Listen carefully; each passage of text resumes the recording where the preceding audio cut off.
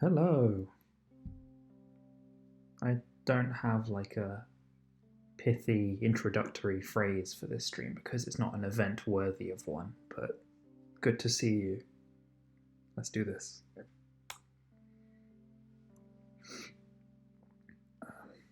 am I actually up to? Anyway, Wolf.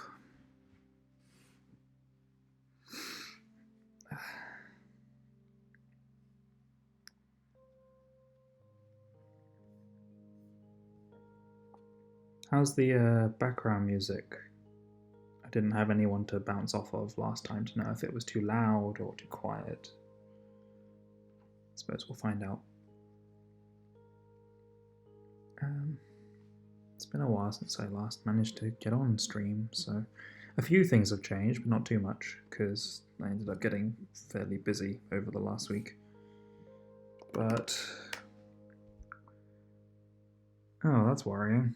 There should be a little bit of music, and I can see it playing, so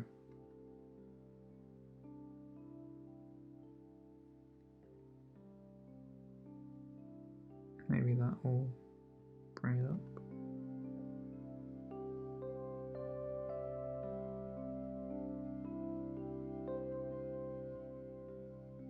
The worry was that it would overshadow my voice, I suppose. It's meant to be quite subtle, but yeah. Is it overpowering or sort of well balanced? The problem is I can't hear it. It doesn't play for me, so I don't know what kind of volume we're getting at, but anyway. Yeah, so I started working on a few different things. So last week I had this track editor, which you can now do quite a bit with because you can modify your hexes and you can set different tiles for like that. Although at the moment there's still only one angle of finish line, which is not ideal, but you can basically take a track, make it, hit save, it'll save to this file, you can see there, and then you can go and play it. I made a menu as well, just to have something. So now we have this menu in this track of ours. I suppose you could do some fancy stuff so that you don't have to restart it every time, but at the moment I don't really care. I realised that I'd somehow lost several weeks, or at least a week or so of progress, or opportunity for progress, and the jam ends at the end of the month, so kinda need to get a move on to get any of the things I want to do done. But there we are. So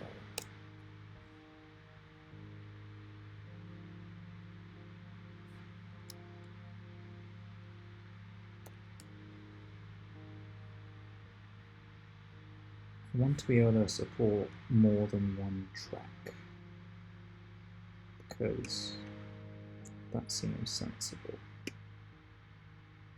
Obviously, we need to have more than a track, although I guess in the worst case, it's in the worst case, one track that is really good might still be fine.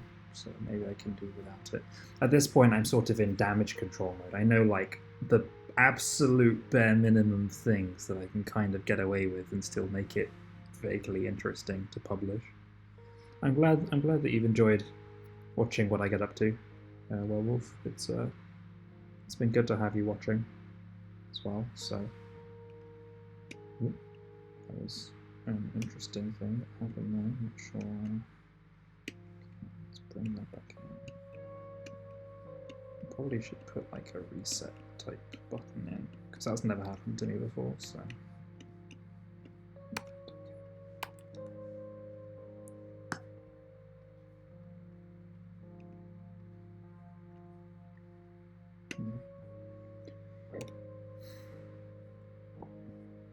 yeah, because like there are things I would want to do for making that editor better. Obviously, better tiles would be nice. Being able to change the background color so it's not just this void blackness. But I suppose you could just pick a nice default one. Sort of okay.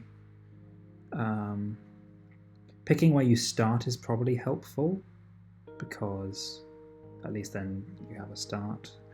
The waypoint thing only matters if I have other people to play against, and at the moment I don't think I'm going to be able to do an enemy AI of any kind. It'll be a sort of solo charting endeavour, at least for right now. Then it'll track the number of moves you've got and display a bunch of tracks. That's kind of the minimum that I can kind of feel like we can support and still call it a done game in like that bare minimal term. I keep working on this after the month is over, of course, and I might actually, because this idea is actually quite intriguing, but that's sort of what I want to do to start with. That's kind of done. The palette's mostly fine. I'm not going to do that right now. Let's set up a quick little starting point selector tool. So,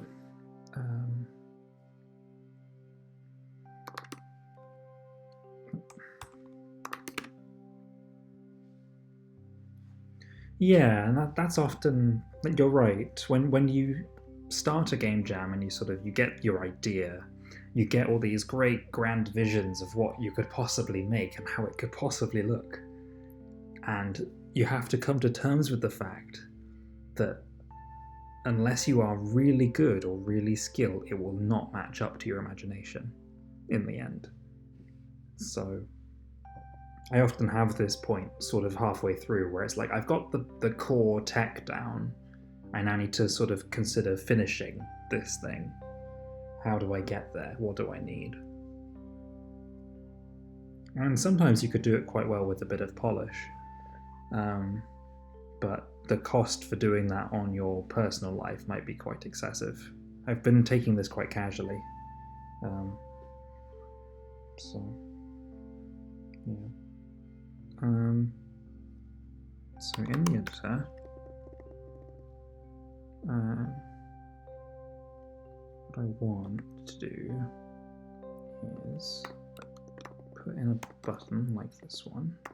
I was quite proud of myself actually. Over the weekend I put in the this UI button system based on the idea of an immediate GUI, which I've never really had the opportunity to make before. And so far it's been quite smooth to use, so.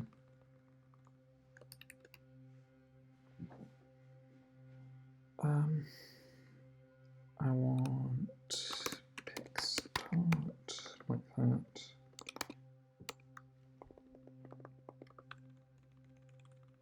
I want it to be probably like 100 over. And the button itself, I think, actually gets its size picked for it, so I don't have to do that, but I can check.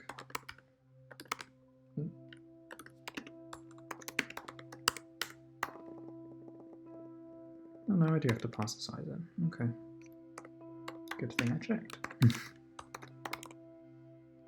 Well, exactly, and that's sort of been what I've been saying all month. Done is better than perfect. Done is better than perfect. Just to get up and do the thing, and then it's going to be better.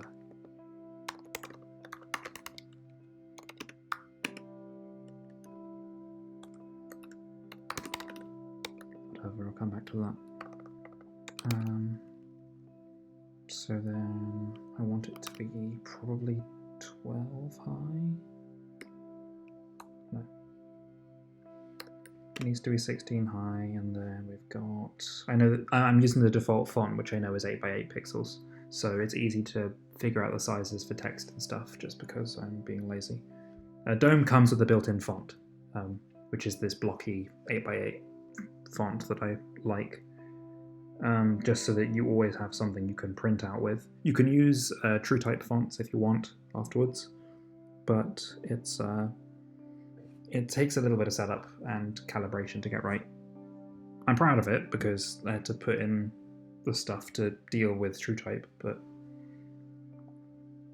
I'm not really needing it right now. I use it occasionally at the end of a project for logos and things, but this is fine. So if I've got I've got 10 characters, then we can do that, plus we can treat it as having 11 characters and you get a border either side. Like that. Quick look at it. So I went the wrong way. Oops.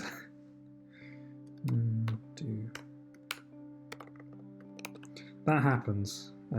Occasionally you mix up your coordinate axes. But what's nice about this setup, I mean, I have to change the background color, but you basically don't have to do anything extra. It's just say, declare that there is a button here, and it does all of the rendering and the event handling for it all at the same time in that one if statement. So basically it's, you do this, you say button.do, you pass it the UI context, which I've created up above, and you pass it the spec for the button. And then the button, while doing this call, figures out where the mouse is and whether it's currently being clicked. And then it defers the rendering of that until down here. I'm quite proud of that implementation. I mean, obviously I didn't make up that concept, but to do it so easily was unexpected. How many steps away from a CSS parser? I don't know. I mean, CSS format-wise, at least textually, is pretty simple. It's the interpreting of that styling that I think would be the problem. I don't really want to implement some sort of cascading monstrosity. But the format is simple enough to do because it's all space-based for the most part. You can do some pretty simple syntaxy stuff. It might not be fast though. There's certain types of parsing I find very slow to implement in Ren. Because you end up doing weird string manipulation things that lead to a lot of memory allocation. So really, if you need a parser for that kind of stuff, you want to embed it in the engine, in the C side of the system rather than the Ren side of the system. I do like the bare minimum of text-based parsing to read the track. So the track data is all designed very simply here, so that it can be processed basically using splits and joins. So I'm basically just splitting up the file based on the new lines and the equal sign and joining it back up again. Because that's fairly efficient for it to do. But other stuff, I found it gets quite tricky. I wrote a JSON parser a long time ago and a TOML parser, and I found the performance to be quite lacking. Especially if the files are big. If the files are huge, then you're going to have problems. That's partially Dome's fault. The file reading stuff for Dome is very dumb. Oh yeah, I love doing data formats and things. I do take a certain amount of pleasure in implementing that. I mean, I actually did all of this stuff on the previous stream, I think, so you can watch me implementing that. And it comes together quite quickly. I did something very similar for other projects, so it was fresh in mind as well. And it's fairly flexible, this sort of section-based format system. I have a template for it, but sometimes it's just easier to have a simple format than trying to use a well-usable one that you find in other tools. A lot of people do ask me for at least a JSON parser, so that we can import stuff from tiled, and I've considered it, and I kind of want to do it, it's just I'm not sure. It's a lot of extra overhead. to add in, and then you have to read it all through somehow and make that data and that parsing stuff accessible on the Ren side of the API. Once you get it hooked into the C side, it's simple enough, but you have to make the interface between. Right. So now I want this kind of pick a mode thing. I actually have a mode here. What's that for? Oh, that's a different kind of mode.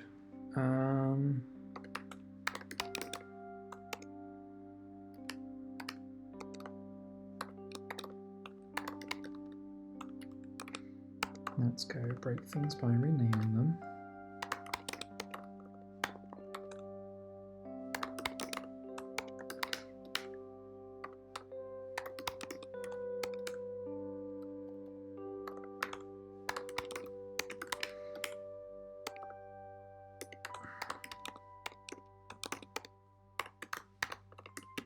I guess I could have done that. I could have just picked a different name for it. So at the moment we have this tool. Ren doesn't have enums, so there's a few different ways that you can do an enum type thing, and it can be really handy to have enums because it's more readable. Tool. So I'm going to do just the really dumb version of this that you can do is basically tile like that, and you just say it's 0. So then, well, you make it static. So then you have the static class that has this static field on it that returns 0 all the time.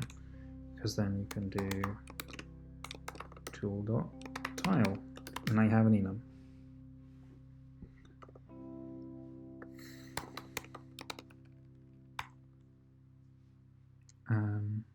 So then I want start like that.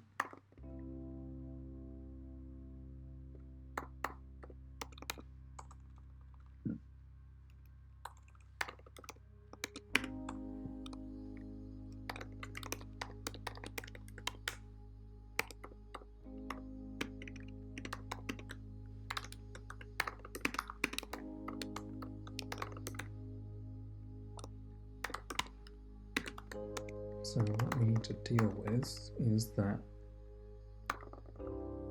some of this stuff only matters if we are in certain modes.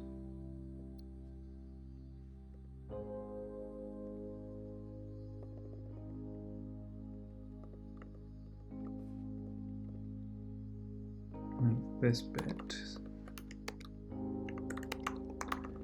is actually universally applicable, so I want that up here, separate from the rest of it. Because this bit here is what moves the camera around for having a larger map.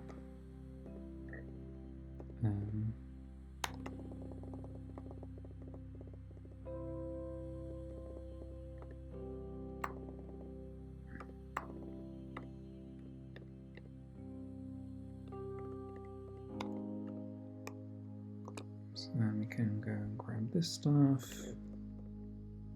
and indent it briefly. Actually, I'm just going to put it back because I'm just going to indent this instead. Because now we're saying that if we're in that mode, then we can do all of this stuff, including have that button there. If we are in the other mode,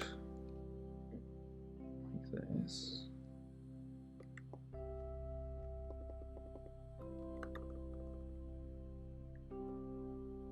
I think we might have actually lost a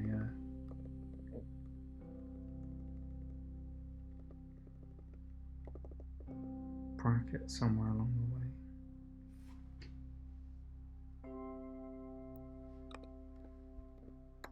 Let me just undo this stuff and I'll come back to your question there.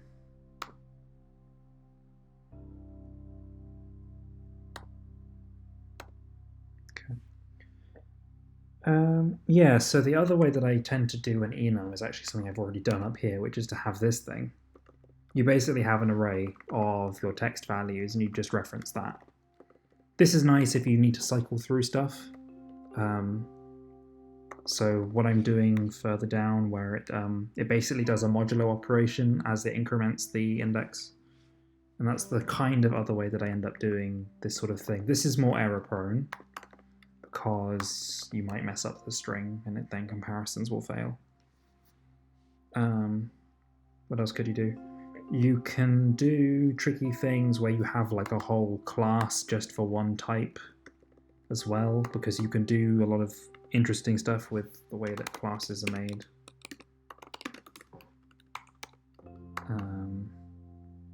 Although, yeah, because you could literally just do that and have tile tool and start tool, or whatever you want to name it. And because of the way that everything in Ren is an object, you could literally do if your tool is tile tool, then do whatever you want to do. And that would also work. And be fairly type safe, because it's hard to break that. I use the word type safe here in a really liberal sense because it's a dynamic language, but that's the other way that I'd probably attempt to do it. I prefer for most things to do it this way, unless I'm cycling through stuff, in which case this is probably better. Although, you could just as easily implement a static accessor and map them or something. I think that this is something that, yeah, I mean, you could do it that way, I suppose, yeah. So you could then do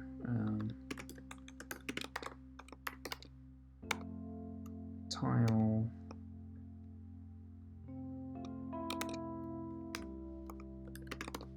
start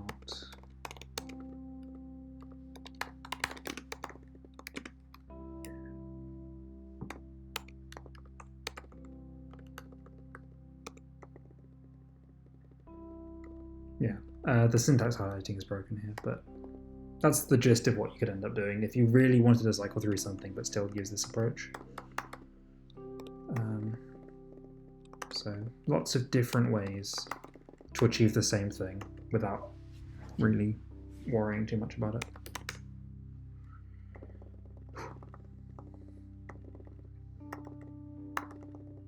Right, so I wanted to rearrange a bunch of things and break them here. Let's assume that, so that one is to there. Oh, no problem. One of the reasons I want to do this stream is just to show off Ren and Dome, because there's not a lot of ways to see people really using it in a active capacity. So people don't have the resources to look up the best practices for something, partially because there are no best practices. It's such a niche language right now. So just doing what I can. Plus, the more people that have access to Ren, the more people who might want to use Dome, which would be great for me. So, yeah. Right, so that one, I think, is my other half of the thing. Yeah, okay. So then, take that out and yank this bit.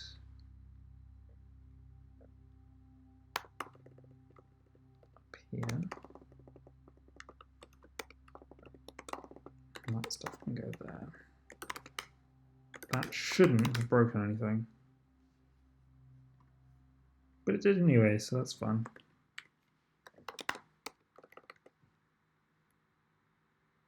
And it's mostly because I did that. But the good thing here is that the interpreter runtime caught it. If that had been a string, it wouldn't have caught it, because it would have just been like, oh, it's a different kind of string. No problem. Whereas here, you at least get that type checking sort of behavior where it knows that the enum value is wrong. It's not part of the thing you defined. So, That's not what I want. Okay.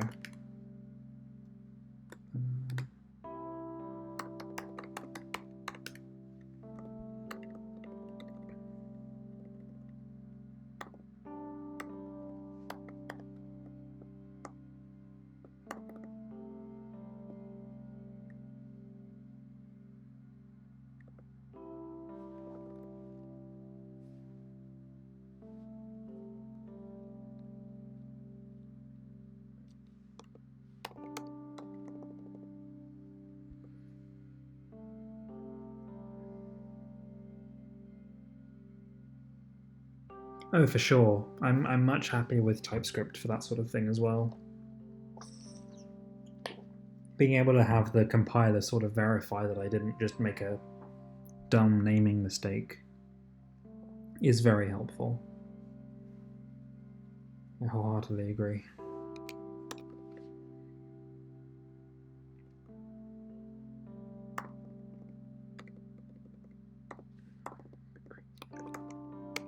You know what? I kind of don't like this. I've probably broken it up a bit too much here.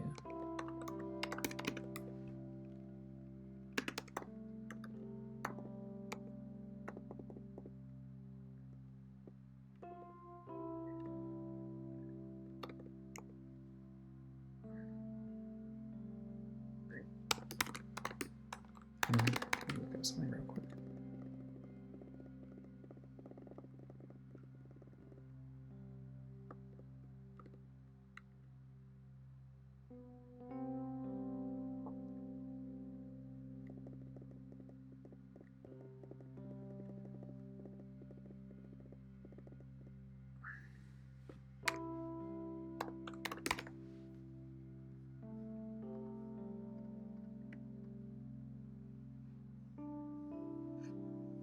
Okay, so I can move it around and get all the way up here and do this stuff if you want. There's some unintuitive behavior around how that actually works, but I am fine with it for the moment. But if I can do this. If I pick start here, I would have expected that to disappear. So.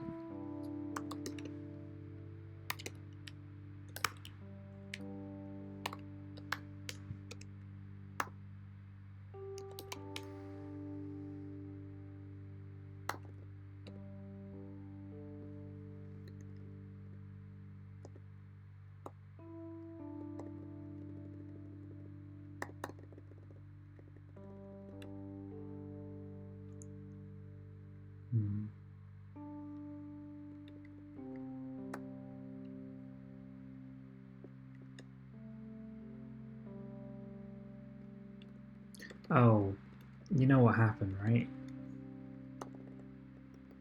This is the downside of doing this kind of approach. You do actually have to change what the value is for it to check that these are different things.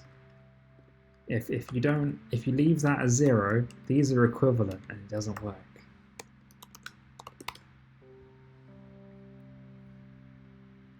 Ding, and now that's gone away.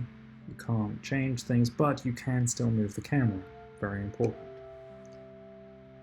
Great. So next, I can do...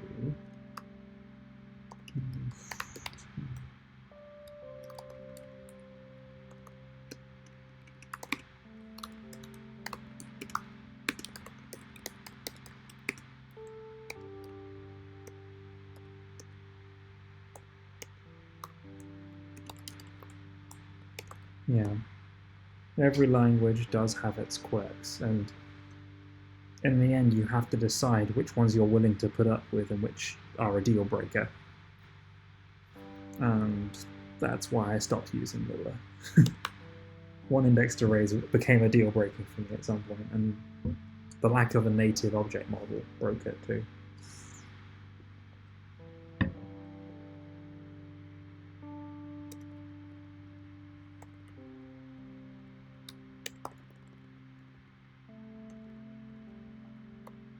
Right, so what I basically want is just to pick where the starting zone is for this track.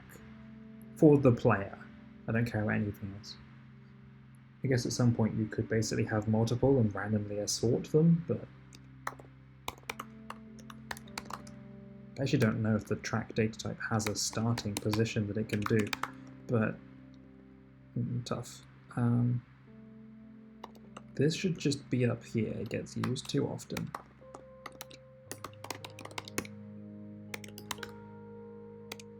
Fine. Let's go look at the track data type real quick. You can see that I was planning ahead a bit early. Yeah, this needs a start.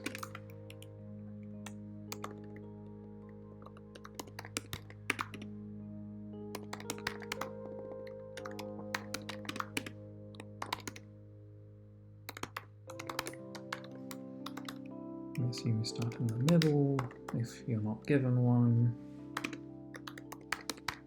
If I want to start, you can do that. If you don't have one, you can set it. So now we need to add to the data processor. Yeah, so you can see here I've got an enum here for the mode of the file parser, but I'm doing it in the text way rather than the other way, which you could have done the other way as well. It would have been fine.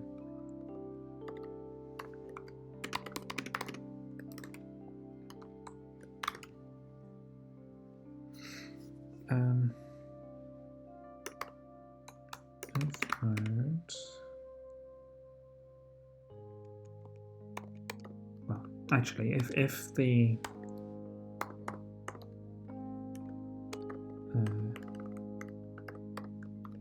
thing is like that, and we get start,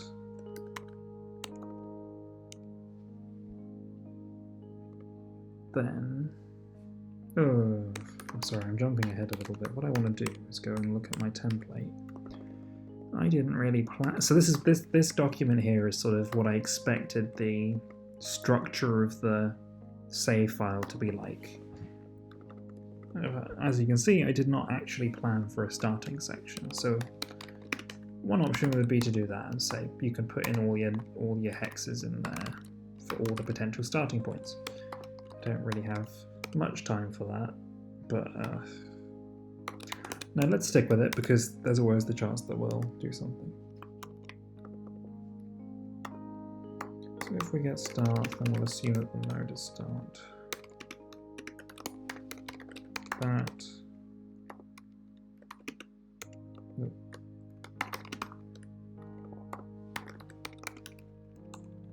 So then if the node is start, then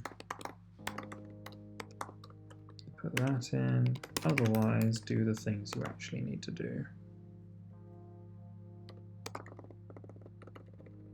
Which is basically just assume that the number is a paired up hex coordinate.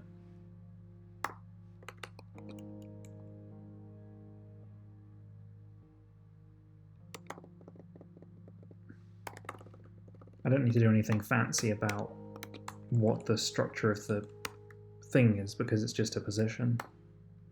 So it's literally just that, and pray that it's actually a number. But to do that, I have to go and grab the pairs. So let's start to elegant dot unpair the key.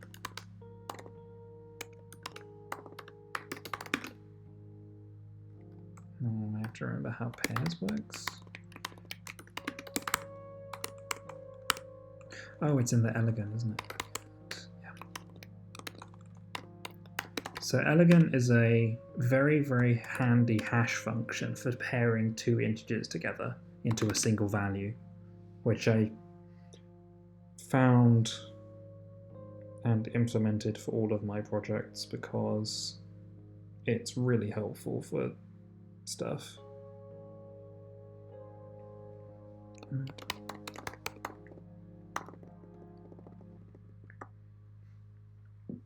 So So you can basically give it a number and it will split it into two numbers, and it's always going to be a unique, a one-to-one mapping, I think. Pretty sure it's one-to-one.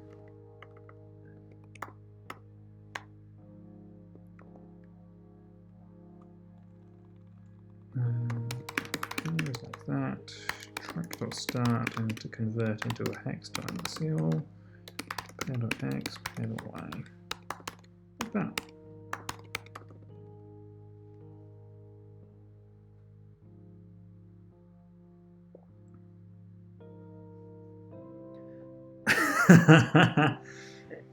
Well, I didn't want it maximized. I actually don't code Dome like with maximized screens either. It's for all sorts of reasons. Can I just kick you?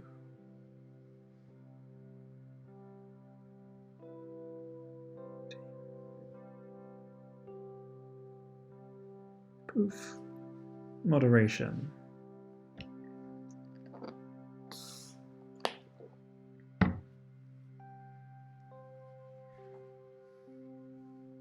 Not a fan of people advertising during my stream.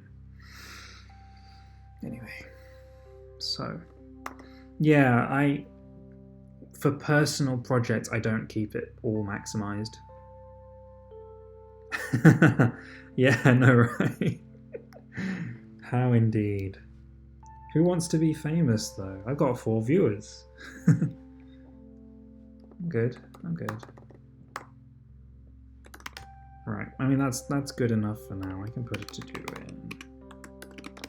Handle more start positions, I guess.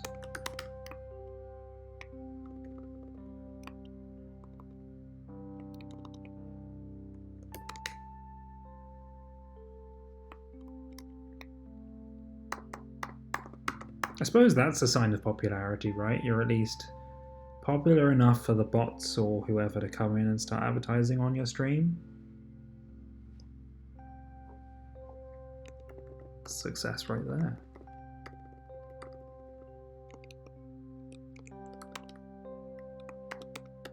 So then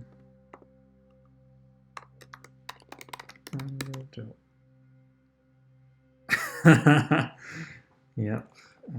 Next for track.start color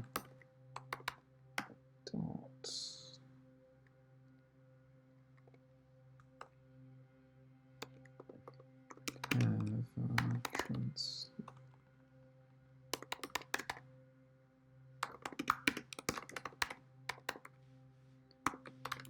let's make this a nice sort of, I don't know, 255, 0255, 128 selection.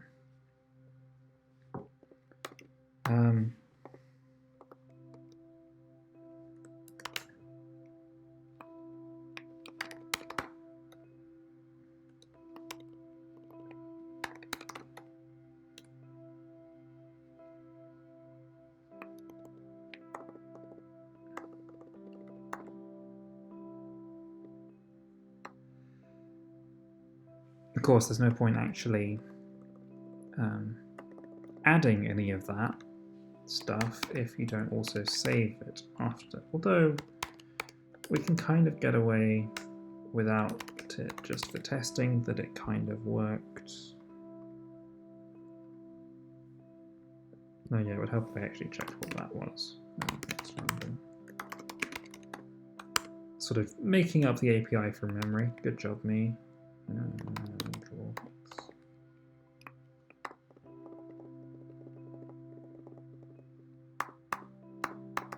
Oh, it's hex fill.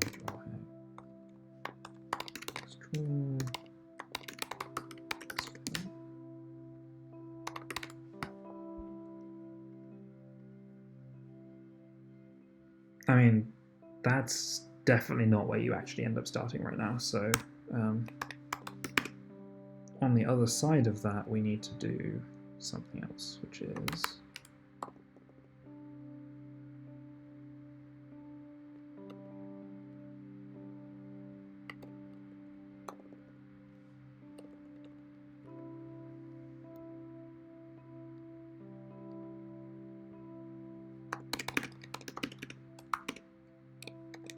track.load and that.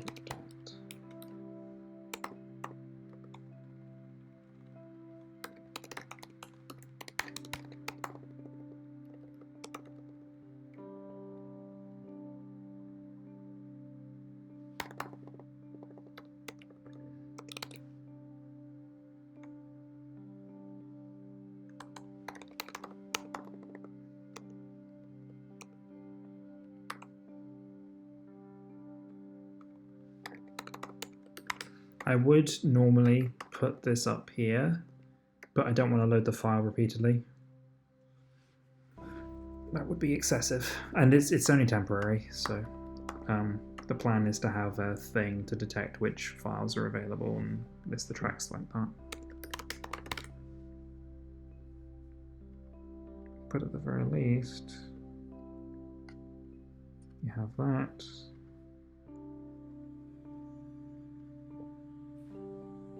See why it jumped up there, but I think I know why.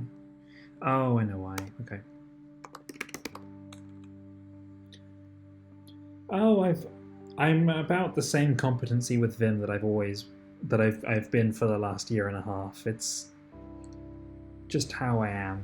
It's sort of this is just the editor that I use. Whether I'm happy with it or not does depend on how tired I feel on any given day, I guess. So it might look like I'm struggling with it more on some days than others. But I feel like I'm doing okay with it today. I'm actually fairly awake. Despite having to run some errands, doing a full day of work, I'm actually doing alright right now. Had a couple weeks of pretty intense brain death, I guess. So.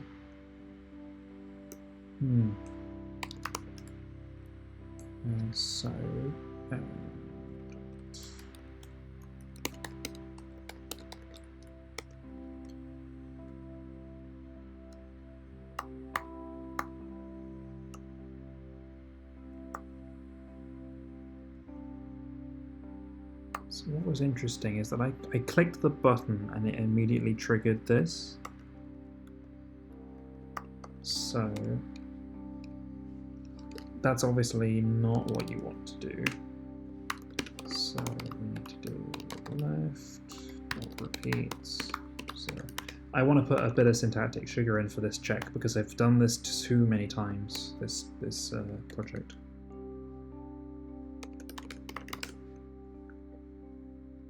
But you should be able to come in here, modify that stuff, hit that. It didn't move the thing, but now I can move that around. But it does do that, so it's not really ideal.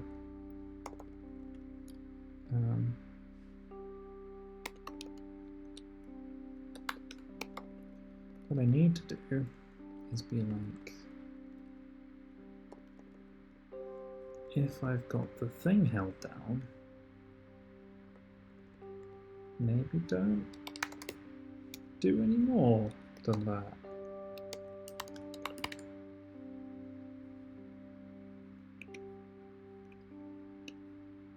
Yeah, because now I can move that around again without it sort of breaking. Obviously I can't get back out of that mode, so let's go put another button in.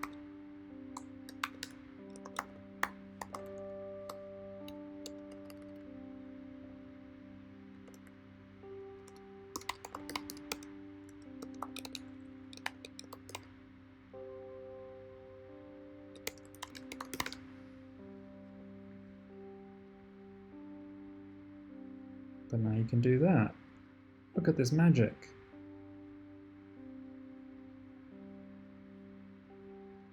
But it doesn't save, so let's go save it. Track.rem.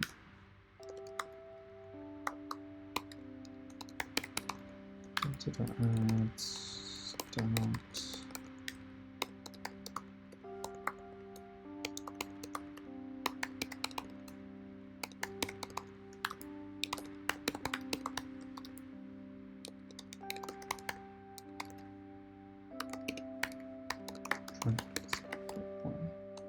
.r. And basically what it'll do is it'll take the two coordinates for the start position, hash them together, print that out, and then it should be able to unpair them again. So let's go test it. Come in here, move this around, say that I want to start down here. Hit the save button. And it crashes. Track 6.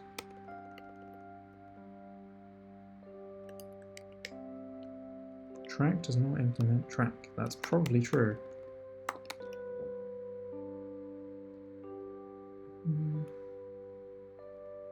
Oh, it's because it is the track, so it's not going to be a track, so we can do that. That makes sense, like this. So move down here, pick the start thing. We'll start down here, hit the save button. We saved. Leave that, we can go verify. And you can see that it's given me this number of 1,163, which is some complex calculation to hash the two values together. But the hope is now that we start there, and we do. Hey!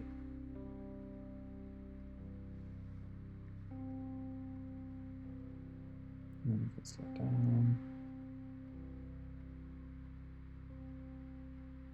And crash.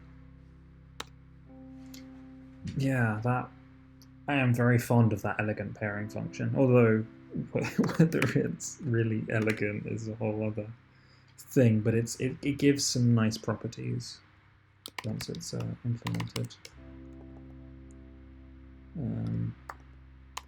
It's really good for anything where you've got grid coordinates and stuff, because you can pair the values together and you get the same input as the same output pretty reliably. So the fact that you can reduce hex coordinates down to just 2 values makes this work just fine. That was good. I felt good with that.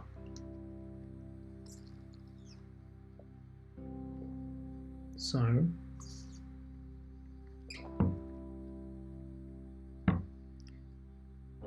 well, that is really interesting, Ruby. That's surprising.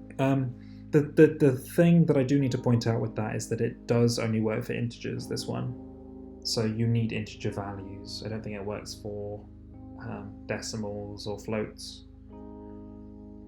But if you've got integer things, then it works fine.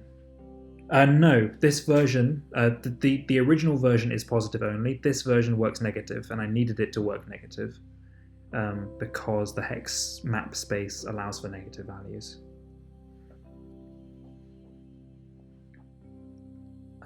So I had to find a version of it that had been corrected or improved.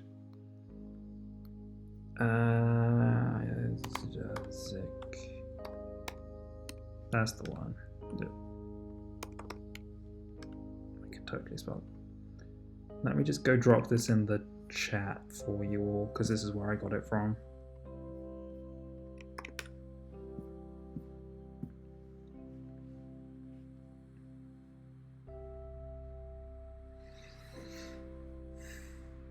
Yeah. Works well enough. I don't know if it's amazing or not, but it did the job. And I've just got a version of it that I port between everything. It's one of those things that I sort of consider putting in the core for Dome because I move it around a lot, but it's useful to me. I don't know if anyone else would use it, so I don't want to put it in there right now. Okay. What's next?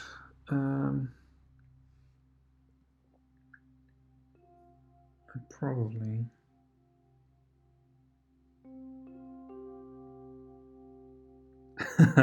I see. Yeah, that would be a thing to discover, wouldn't it? Found a bug in the parser. Yeah. I suppose you hit weird associative stuff, most likely, if you're dealing with bit shifting and things. Can get a bit tricky. I'm so glad that I don't mess with the parser. Sorry, I'm sort of trying to say what I want to do next.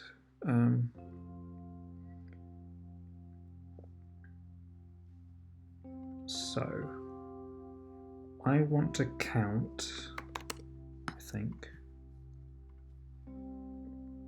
No, I want to change up the background color because I was thinking it looked a bit ugly.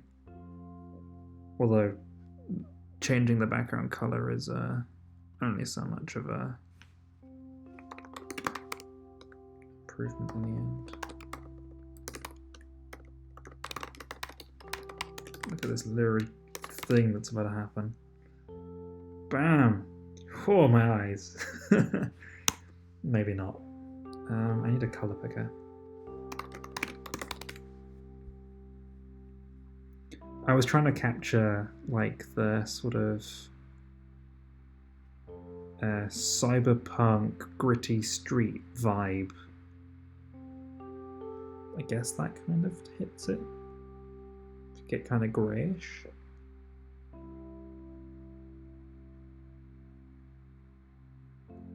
Let's try that.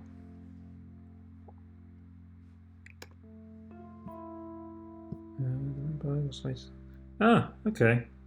That's interesting. Line numbers being off. What kind of what would you see as the symptoms of that? What sort of ends up breaking?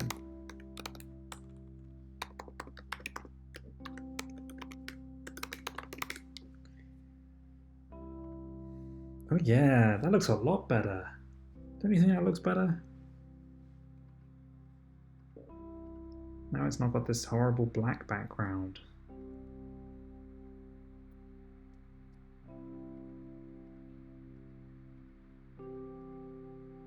Now we can just pretend that we're all floating on purple smog clouds or something.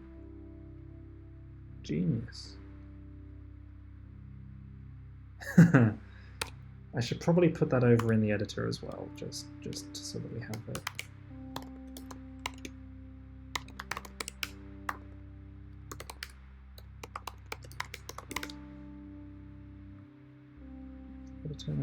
Yeah, now we're cooking. Right, let me just do a quick git commit.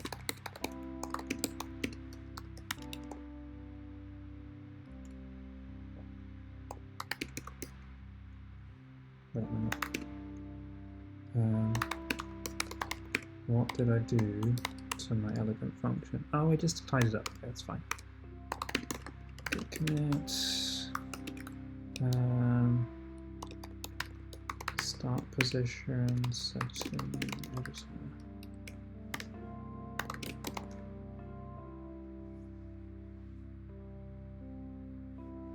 Close enough. You don't have to be super precise necessarily. I mean, you probably should be. But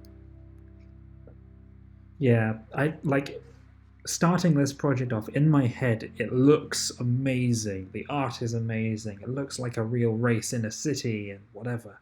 And I do not have the time to make that happen, so we just have to sort of imagine it together. I wanted to do a cool sprite vehicle as well, and I'm not sure if I have the time for that.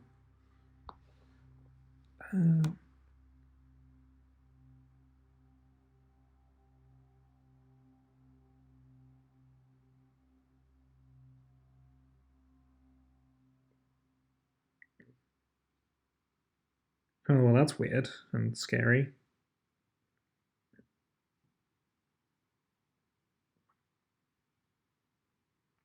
Are those hexadecimal things? I didn't think Ren supported hexadecimals.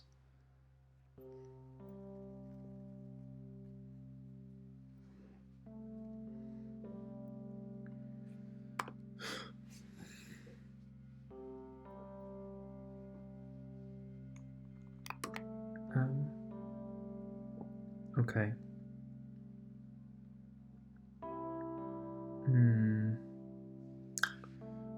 What I'm going to do then, because it's getting to that kind of point. I suppose that you could cheap it by doing it like that for one of them. It's only one more then that I need to...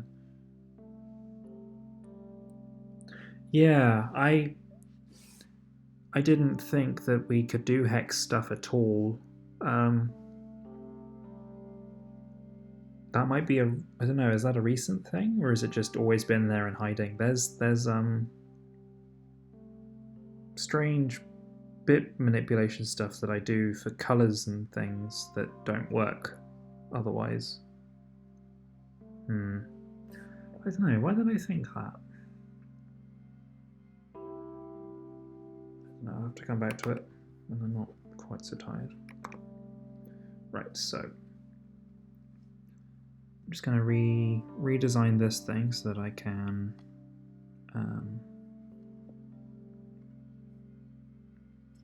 have more stuff. Pick that colour, give me the fill, ding, ding, ding, ding, ding, ding.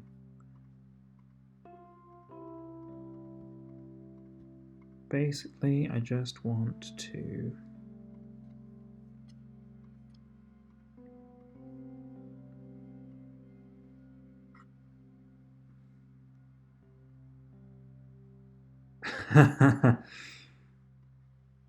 I haven't got quite that far. I have so far generally avoided re-implementing all of OpenGL. I did implement about half of SDL though, probably. All of the DOM graphics routines are things I handwrote, so yeah.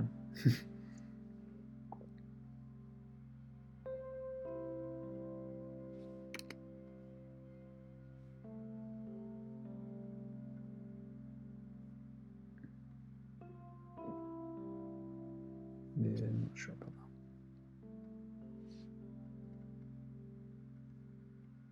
that.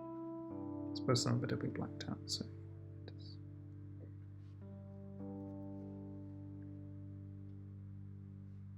Yeah,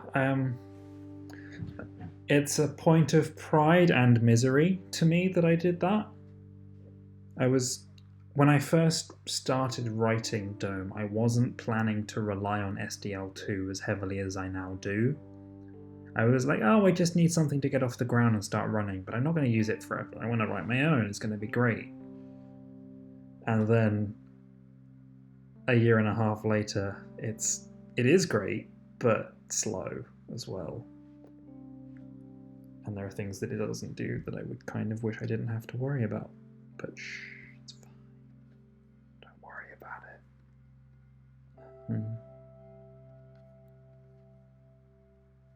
But yeah, all the graphics primitives and image splitting and alpha blending are all done by me.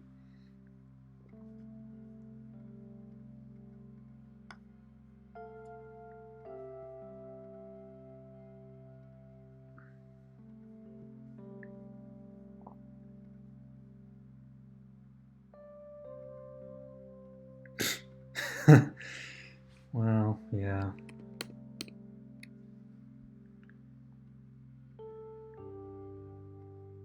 I'm not fond of C++ personally.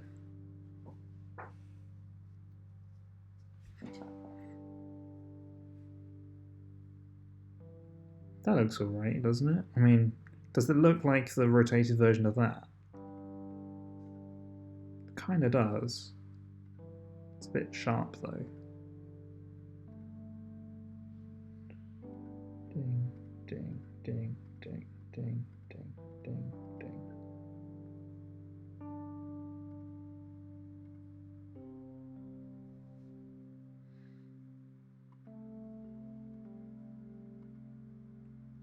Good enough. Good enough. That is what we were saying. Done, better than perfect. It's weird. Some of them really are. There are a lot of C++ devs who have put enough of themselves into learning that language, I guess, that they just can't let go. It's the sunk cost fallacy. I learned this language, I'm gonna use it. It's gonna be great. Probably. I don't know, I just never liked it. I never felt comfortable using it. It always seemed like a horrible mess.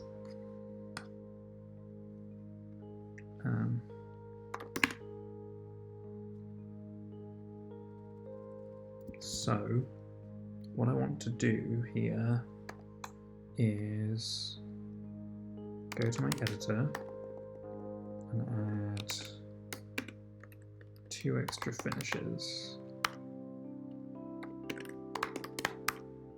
Like that. Which is a hack, but it's fine.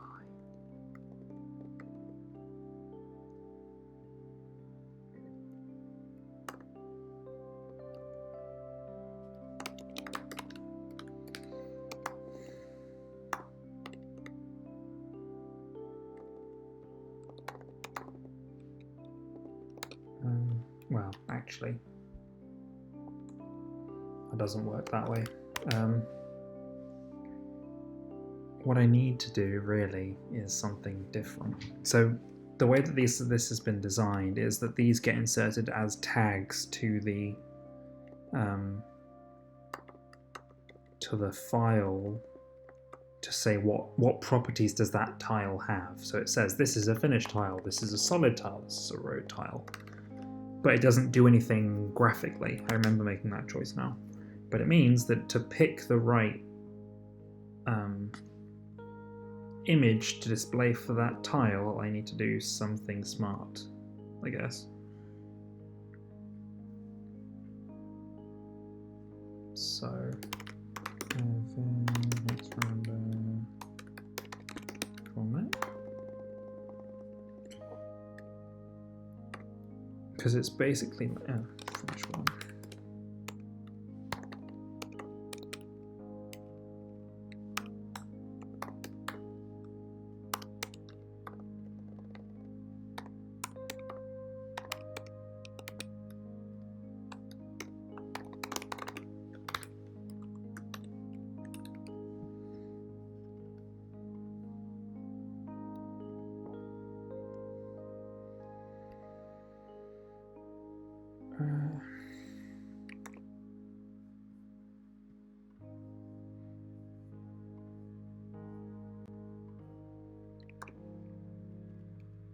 Sorry, I'm trying to do a couple different things in my head real quick, and it's shut my brain up. To be fair, I just appreciate when an expert acknowledges limitations of their craft. Also, neither of us are in a field. C++ is required knowledge. That is true. I don't think that there's many fields where C++ is really required knowledge anymore. It would have been like the go-to game developer language, but not so much anymore.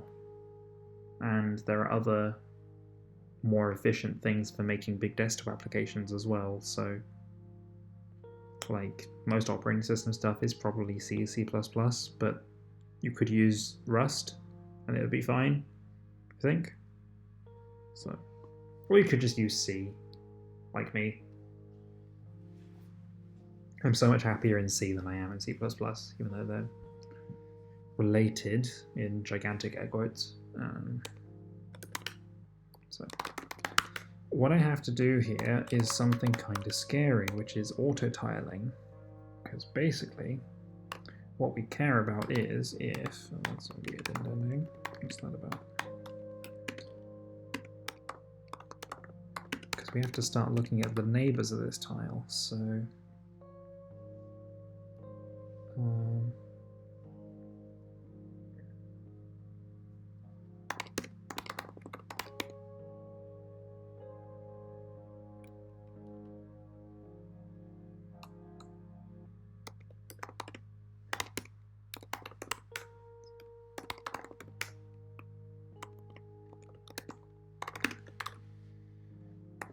n in 0.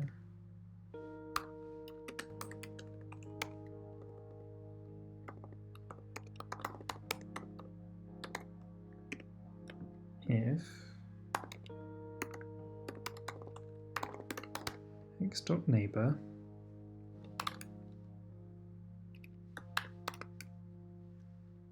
zero. Oh, this is gonna be annoying. I'm gonna do this today. I want to do this today. So n in 0 up to 3. We only need to do this 3 times.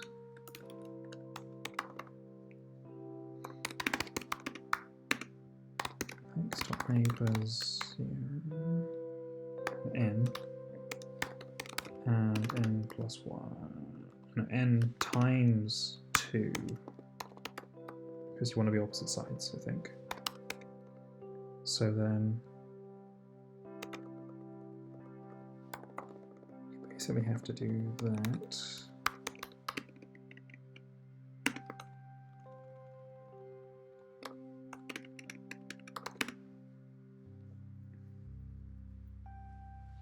Although this might not work so well programmatically, I might need to actually unroll this loop again.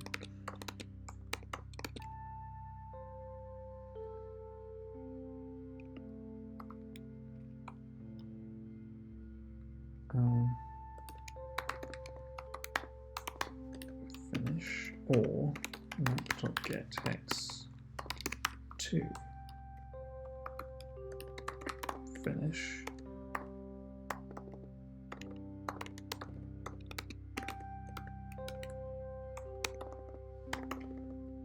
Then you do that. Yeah, I have to unroll this loop for this to work.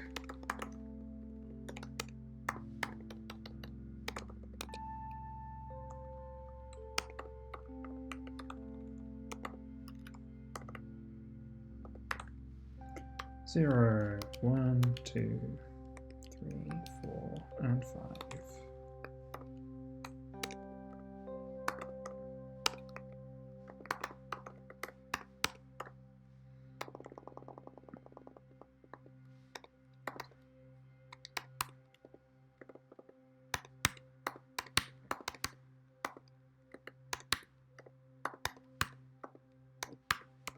That is not going to get confusing at all.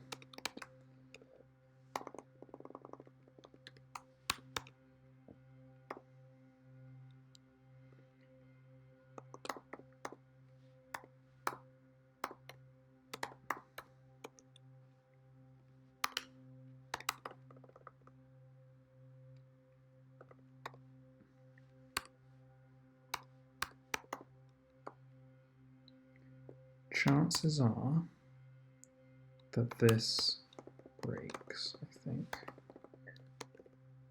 But we have to try.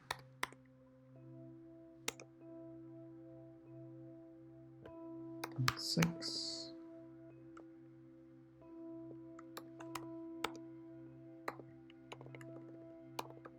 Type that up.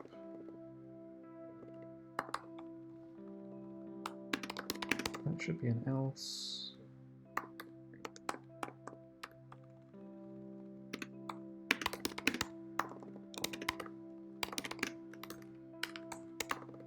Throw in a nice default case just in case, because it'll probably cause problems.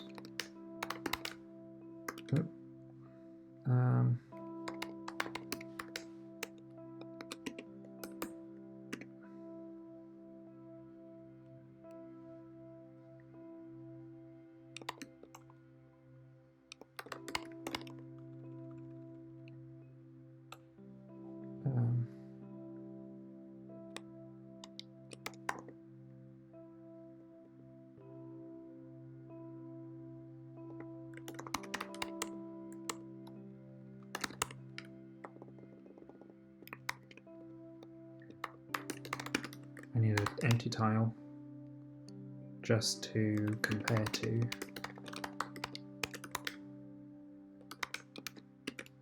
Because there's always the possibility that none of these exist if you're at the edge of the map.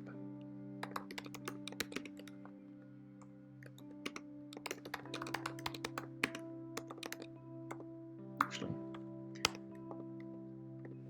check out this little bit of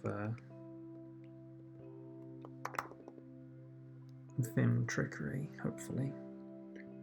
So we do control.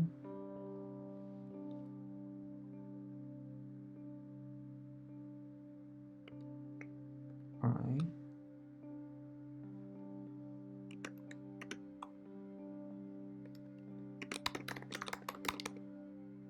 So close. I can do inserting stuff easily enough unless it's at the end of the line, in which case it does weird things for me. Let's see what happens if you do that.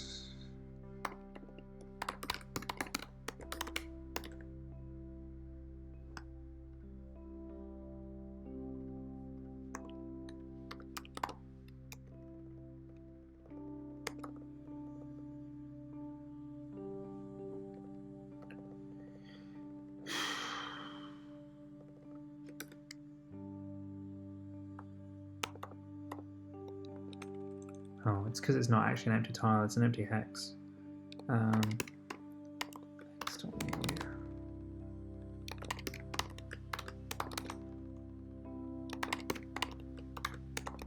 don't think that this actually works either, but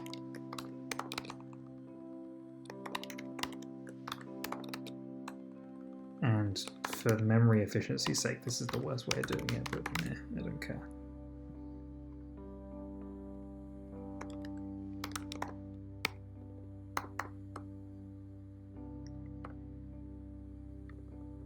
I guess really that this should be up here, so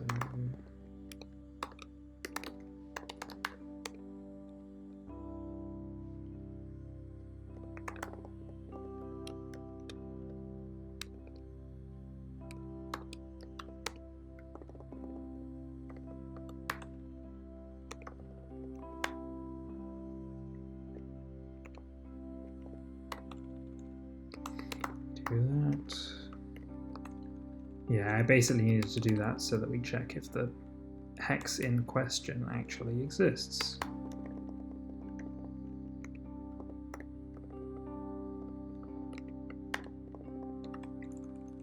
Because I know that I've put a couple of finish line hexes right on the edge of the map for no reason, and now I know why.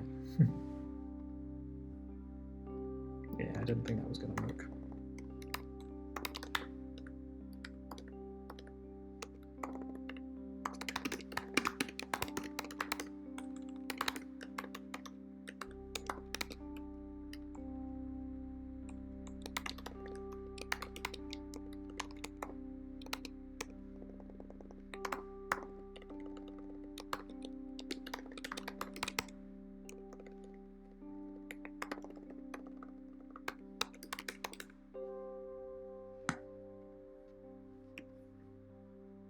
Hey, that actually might have worked first time.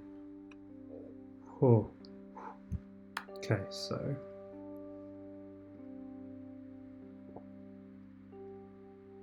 oh my god. Oh my god. Hey. I mean, obviously it's not going to work for the joining sort of situation, but that is amazingly cool that that pretty much worked first time. I think that so I often say that if you manage to get something to work first time at the day job, you pack up for the day and you go home because you played a perfect game. In the baseball analogy, I guess. So I'm done.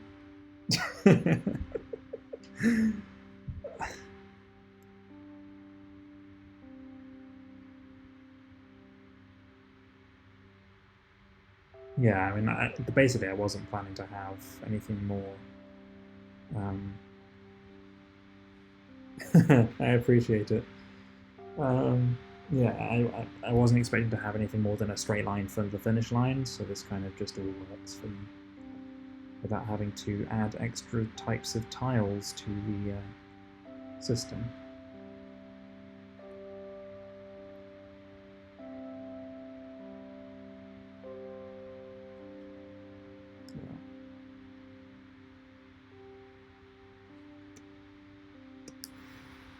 But this has been one of those examples where creating an editor for the game data is going to save me time actually crafting levels, because trying to set up the properties for all of these, serialize them and unserialize them by hand, just would have been too much, I think. So, save that. Oh, that's an interesting thing that is not working. So that I broke the saving mechanism. Okay. Let me just commit that to the stuff and then we're good.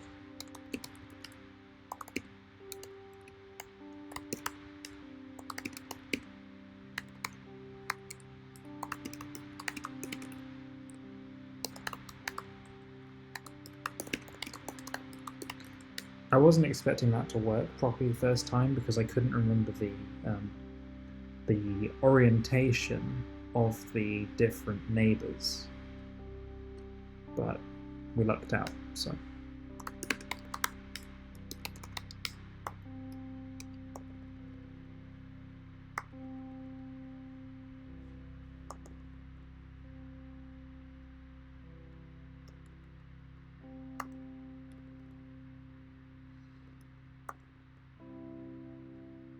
So what's surprising is that the saving there didn't work.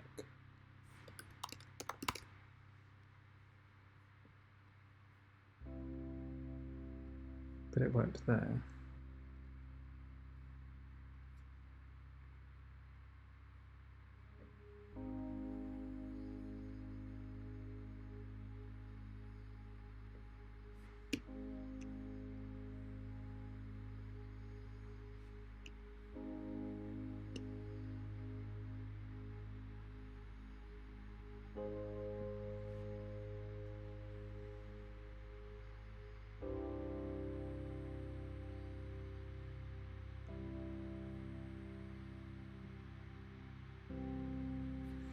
That must have been a weird glitch.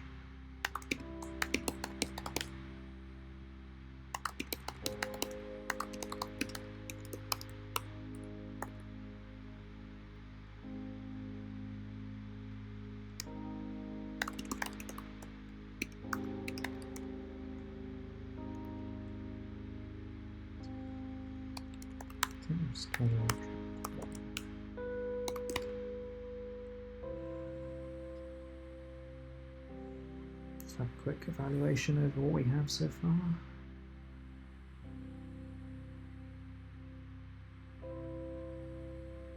I feel immensely proud over this.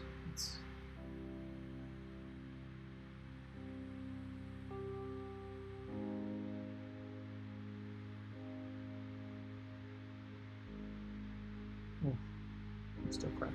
Oh well, I tried. Thank you. I think we're going to call this stream done for the evening. Thank you so much, everybody who could make it and hang out and listen to me ramble on. It's been good times. I should be streaming again on Wednesday evening. If I feel up to it, I might try and squeeze one. No, I can't squeeze one in tomorrow. There. I'd love to have squeezed one in tomorrow, but I cannot anymore because of social obligations. That's why we're now Monday and Wednesday. But yeah, it's been good. Thank you so much, everybody. Have a wonderful night.